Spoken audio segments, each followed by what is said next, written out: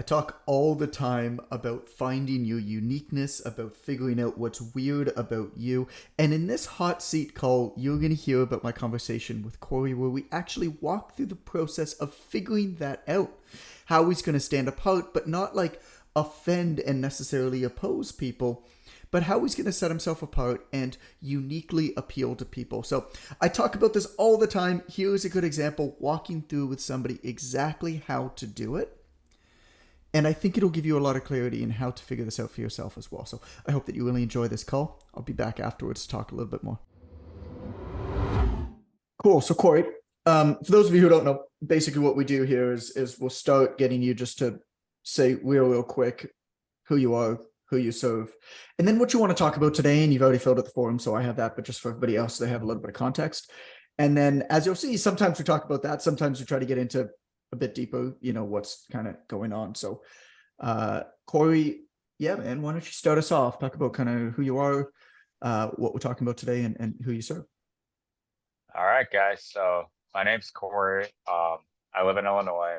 I'm a full-time trainer right now at a YMCA.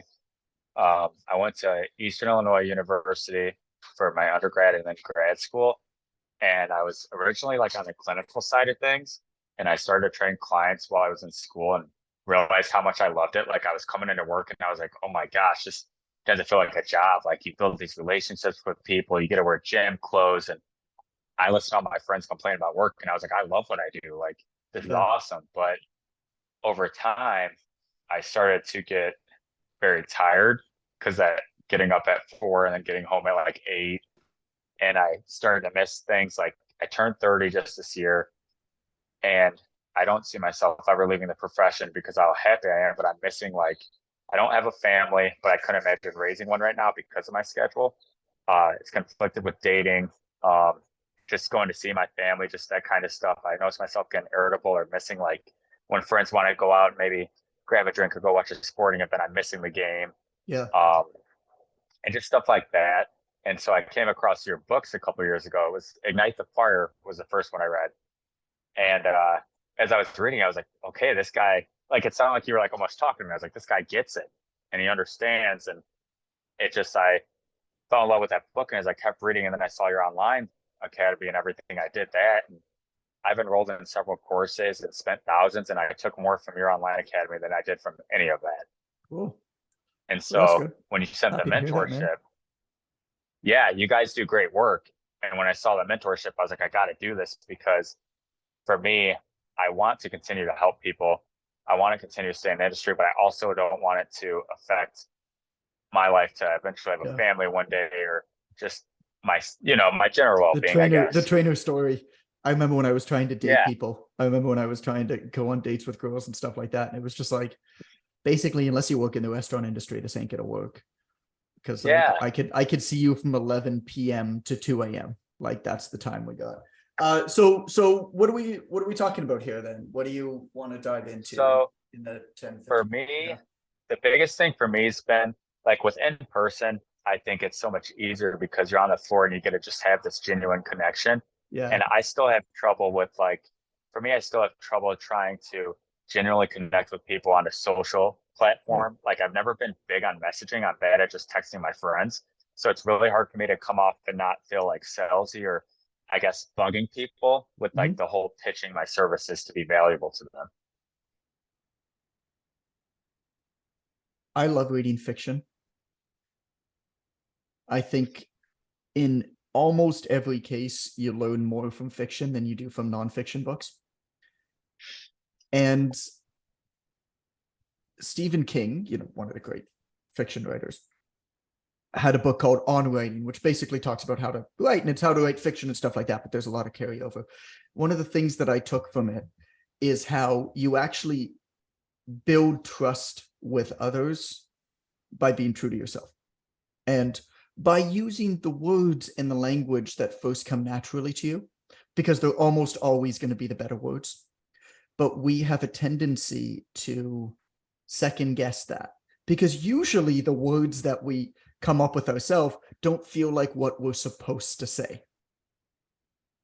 For example, like in the book that I'm writing right now, there's a line in it that it's something like real life is not an adventure.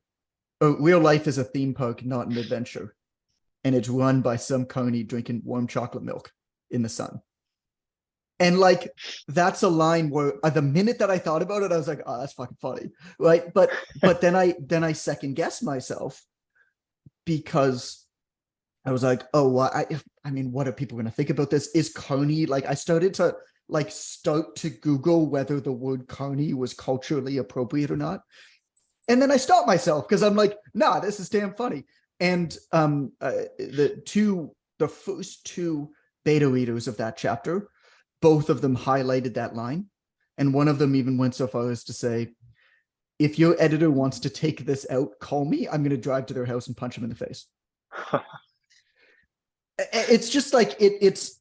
And so I tell you this because a lot of the time, people think that professionalism is saying the right things that are like culturally appropriate. I think actually the way to be professional is to not worry about saying the right things. Whatever you feel like saying, Adam does a great job with this. If you follow his social media, he's on this call and he does you can put up your hand. Yeah. Adam does a great job with this, right? It's him. Like, it's him. And if you like him, you'll hang out there. And if you don't like him, you won't. And that's, both are fine. I think what you just said is part of my issue because, like, in person, we don't have that time to think what we're going to say. So I'm Yeah. just myself, and people say they love that. And online, I'm sitting there and I'm so worried. I'm like, well, if I put this up, is this going to offend someone?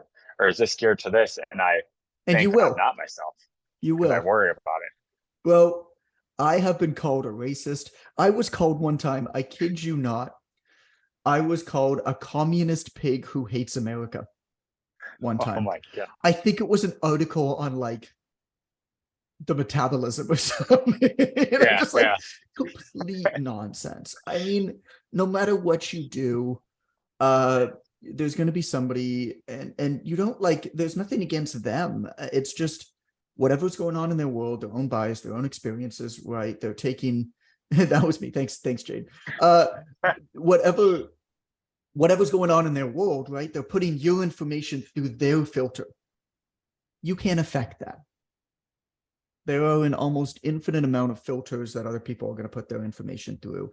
You have no idea what these things are. You have no idea what pain, what hurt, what background, how other people have treated them. You just don't know. And I think you could try to be a good person 100%. But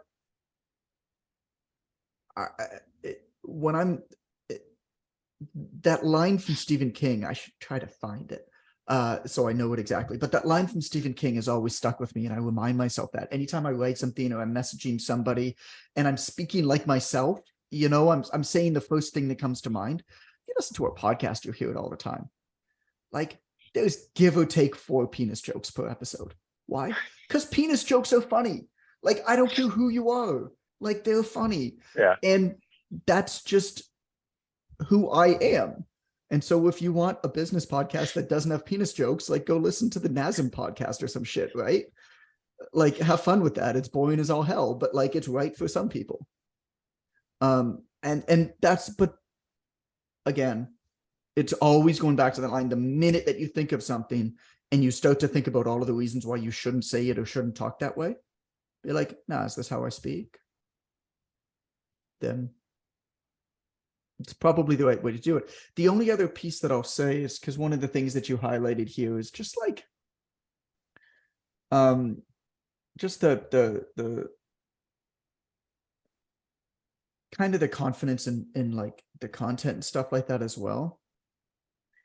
I try to think about 1 or 2 things about me. They don't need to be the most important things about me, but that are weird or different, or call it divisive, but like divisive about things that nobody really cares about. So, I was talking about how pineapple on pizza is disgusting. Like, do I really care about that? Like, obviously not. Enjoy your pizza. Like, I don't care. Like, I don't like pineapple on pizza. I think it's disgusting, and I'm embarrassed that Canadians invented it. But like, do I actually care that much? No. But it's just like this funny rally cry kind of inside joke. And so I ask you about stuff like that. Are there, doesn't have to be food related, but are there things like that with you? Where, I mean, you tell me you're wearing an LSU sweater. There's Yeah, it was a good probably a night lot last of, night. I don't know what happened. I don't follow. We won the College World Series last night. Okay, baseball. Yeah, so I get excited when LSU wins anything, so it was a good night for me. I'm a big baseball fan, but I mean, I'm Canadian, so college baseball doesn't mean anything. Yeah, yeah. Uh, so, but like, I don't know, who does LSU have a rivalry against?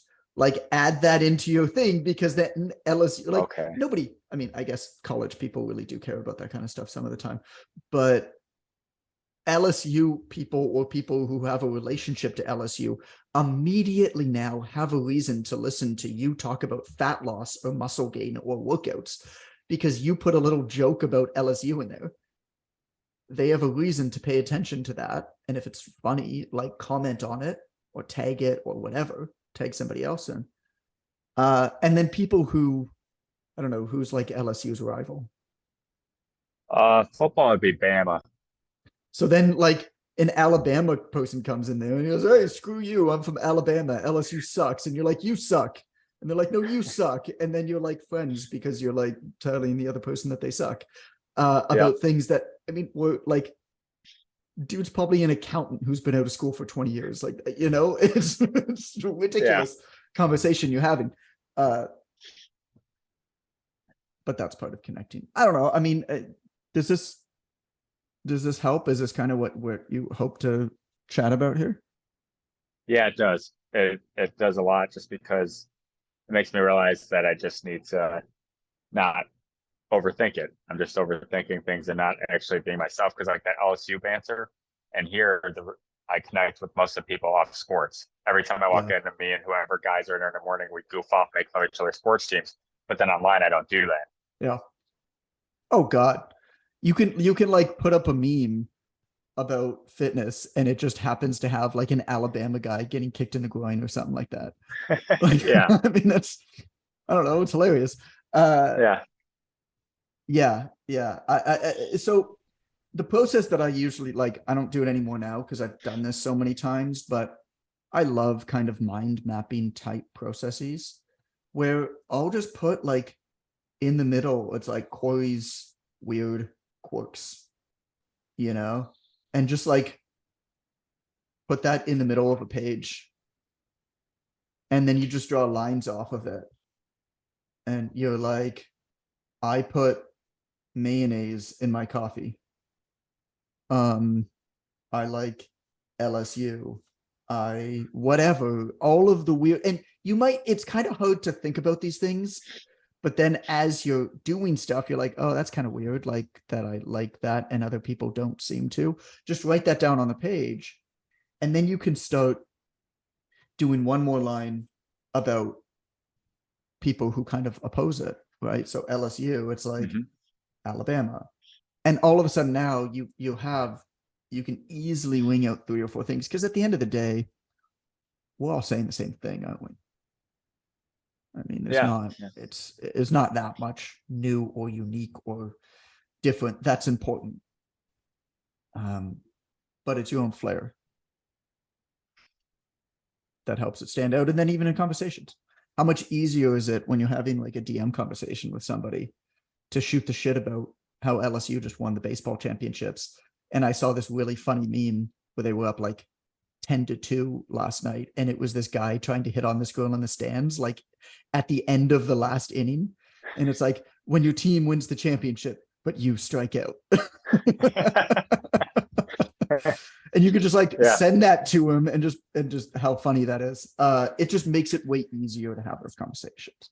Yeah. And start those conversations, because at the end of the day, the key to any small talk is identifying some sort of uncommon commonality that you share with the other person. So this is how I, as an introvert, navigate social situations. all that I try to do when I meet somebody new is I run through a few questions of like whether they like sports, what kind of movies they like, where they're from. I'm basically just trying to figure out one thing that I can talk to them about that we have in common that we can like geek out on. That's a first date. Thank you so much for listening. Hope that you enjoyed that conversation with Corey. You know, that was a conversation that comes from a hot seat from my mentorship. If you're interested in my mentorship, if you're interested in scaling up your online fitness, nutrition business, please send me a DM on Instagram. I'm at It's Coach Goodman. That just says mentor. We'll have a conversation about it. And if you're looking for another episode to listen to, I'm going to recommend you check out episode 76. It's called FOMO, Fear of Missing Out. You know, FOMO looks like ambition. In reality, it's often recklessness. It's a mistake. So you're going to learn all about FOMO in this episode and what to do when you feel like you're missing out, like there's all of these things you should be doing. Episode 76 is going to help you be focused. Check that out if you're looking for something else to listen to, and I'll talk to you again soon. Thanks.